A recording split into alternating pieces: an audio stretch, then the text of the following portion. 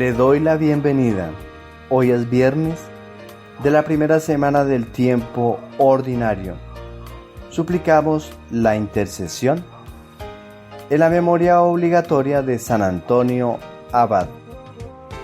San Antonio Antón Abad fue un monje cristiano, fundador del movimiento eremítico. El relato de su vida, transmitido principalmente por la obra de San Atanasio, presenta la figura de un hombre que crece en santidad y lo convierte en modelo de piedad cristiana. También figura en el calendario de santos luterano.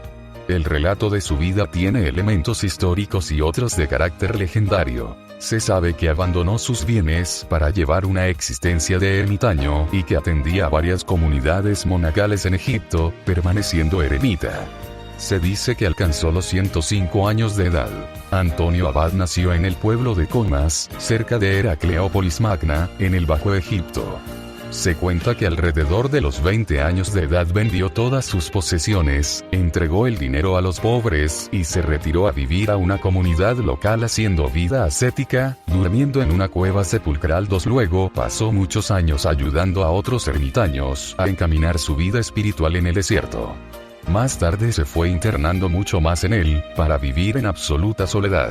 De acuerdo con los relatos de San Atanasio y de San Jerónimo, popularizados en la leyenda dorada del dominico genovés Santiago de la Vorágine en el siglo XIII, Antonio fue reiteradamente tentado por el demonio en el desierto.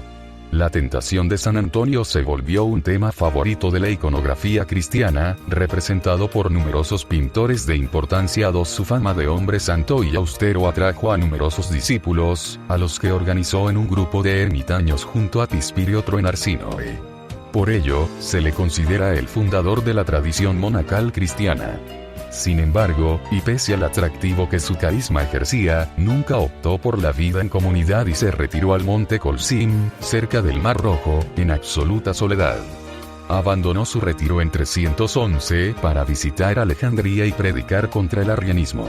San Jerónimo, en su vida de Pablo el Ermitaño, un famoso decano de los anacoretas de Tebaida, cuenta que Antonio fue a visitarlo en su edad madura y lo dirigió en la vida monástica.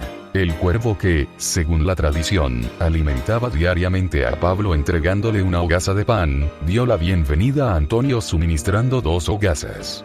A la muerte de Pablo, Antonio lo enterró con la ayuda de 2 leones y otros animales. De ahí su patronato sobre los sepultureros y los animales. Se cuenta también que en una ocasión se le acercó una jabalina con sus jabatos, que estaban ciegos, en actitud de súplica. Antonio curó la ceguera de los animales y desde entonces la madre no se separó de él y le defendió de cualquier alimaña que se acercara. Se afirma que Antonio vivió hasta los 105 años, y que dio orden de que sus restos reposasen a su muerte en una tumba anónima. Sin embargo, alrededor de 561 sus reliquias fueron llevadas a Alejandría, donde fueron veneradas hasta alrededor del siglo XII, cuando fueron trasladadas a Constantinopla. La Orden de los Caballeros del Hospital de San Antonio, conocidos como hospitalarios, fundada por esas fechas, se puso bajo su advocación. La iconografía lo refleja, representando a San Antonio con el hábito negro de los hospitalarios y la tábola cruz egipcia que vino a ser su emblema. Tras la caída de Constantinopla, las reliquias de Antonio fueron llevadas a la provincia francesa del Delfinado, a una abadía que años después se hizo célebre bajo el nombre de Saint-Antoine en Vienois. La devoción por este santo llegó también a tierras valencianas, difundida por el obispo de Tortosa a principios del siglo XIV. La Orden de los Antonianos se ha especializado desde el principio en la atención y cuidado de enfermos con dolencias contagiosas. Peste, lepra, sarna, enfermedades venéreas y sobre todo el ergotismo, llamado también fuego de San Antón, fuego sacro o culebrilla. Se establecieron en varios puntos del Camino de Santiago, a las afueras de las ciudades, donde atendían a los peregrinos afectados. El hábito de la orden es una túnica de sayal con capuchón y llevan siempre una cruz en forma de tau, como la de los templarios. Durante la Edad Media además tenían la costumbre de dejar sus cerdos sueltos por las calles para que la gente les alimentara. Su carne se destinaba a los hospitales o se vendía para recaudar dinero para la atención de los enfermos. Existió otra antigua orden, llamada Orden de San Pablo y San Antonio Abad hasta los años 1940, de carácter semianacorético, con similitudes propias de los cartujos y los camaldulenses. Esta orden se dividió entre sus miembros, en la que algunos se integraron dentro del Carmelo Descalzo, en 1957, y los demás formaron la Congregación de Defensores de la Misericordia dedicada al cuidado de los cementerios.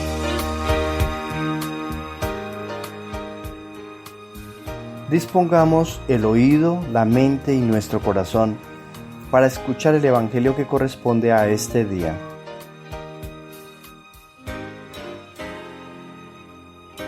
Del Santo Evangelio según San Marcos, capítulo 2, versículo desde el 1 hasta el 12.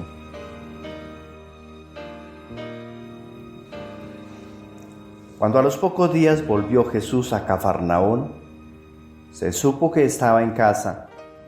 Acudieron tantos que no quedaba sitio ni a la puerta. Él les proponía la palabra.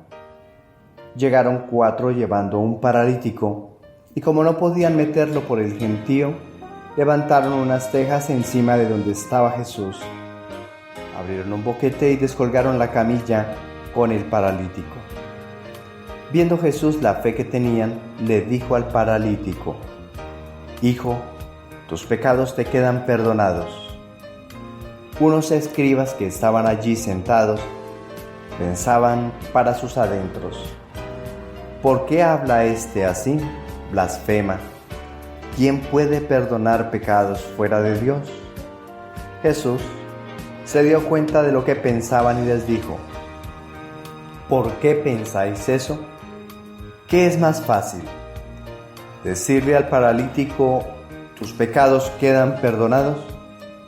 ¿O decirle: levántate, coge la camilla y echa a andar? Pues para que veáis que el Hijo del Hombre tiene potestad en la tierra para perdonar pecados.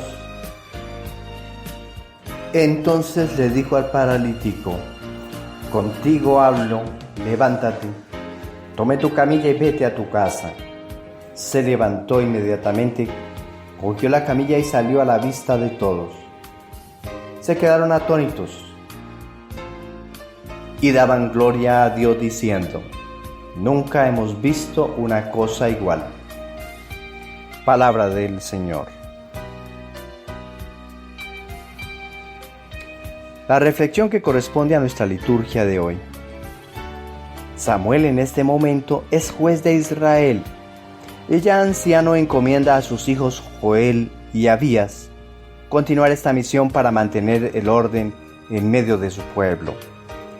La misión encomendada a sus hijos fue equivocada porque estos quisieron lucrarse con el servicio. El pueblo, frustrado por su traición, pidió un rey para que fuera su defensor y juez. La realidad la ve Dios de otra manera. El pueblo ya no quiere tenerlo a él como rey y señor, por lo cual piden un hombre para que los rija. El Señor guía a Samuel para que les cuente la suerte que les espera al pedir y tener a un hombre como rey. Pero hicieron caso omiso a las desgracias que llegarían. Preferían eso a tener a Dios como su Señor. La propuesta del Salmo. El Salmo del día de hoy, el Salmo número 88, es una parte del himno que exalta a Dios como creador del universo y Rey de Israel. Quien ha vivido una experiencia en Dios Salvador caminará siempre sobre bases firmes, sin temor.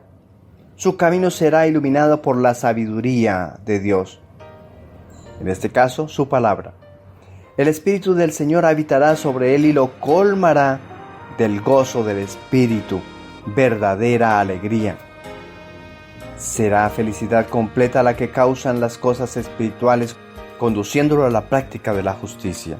Según nuestra fidelidad, el Señor nos honra, nos llena de su presencia para ser sus testigos. La propuesta del Evangelio. Han llegado tarde estos 4 hombres llevando al paralítico y por esto se dificulta la entrada para acercar al enfermo a Jesús.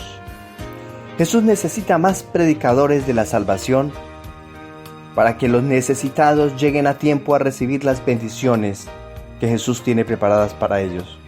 Así como estos 4, la iglesia necesita a más hombres y mujeres para que acerquen a muchos necesitados a Dios. Hombres intrépidos, como los que fueron capaces de solucionar la dificultad que tenían de acercar al enfermo a Jesús. También existen muchos individuos en nuestra familia o comunidad, como el paralítico, llenos de pereza y pecado, esperando que otros hagan lo que le corresponde hacer. Existen otros, como los doctores de la ley, que llegan bien temprano a las actividades de la comunidad para criticar, pero no mueven un solo dedo para mejorar la atención a los necesitados. ¿En cuál posición te encuentras tú? El autor sagrado del Evangelio, según San Marcos, describe los acontecimientos más importantes en la vida pública. El autor nos quiere mostrar al Hijo de Dios, el Mesías prometido, y por esta razón nos quiere mostrar también sus enseñanzas. Acudían decenas de personas a los lugares a donde él llegaba. A todos los investía con su palabra llena de esperanza. Era una unción en medio de sus conflictos. Jesús siempre ve la preocupación de quien se acerca a él. ¿Cuáles son tus preocupaciones hoy? ¿Por quién sufres? ¿Quién está enfermo en tu familia? Esta súplica debes acercarla a Jesús. Él, que conoce el sufrimiento, concede lo que le pedimos si lo pedimos con fe. El Señor vio la fe de quienes llevaban al paralítico y llegó a la raíz del problema para conceder libertad para el imposibilitado.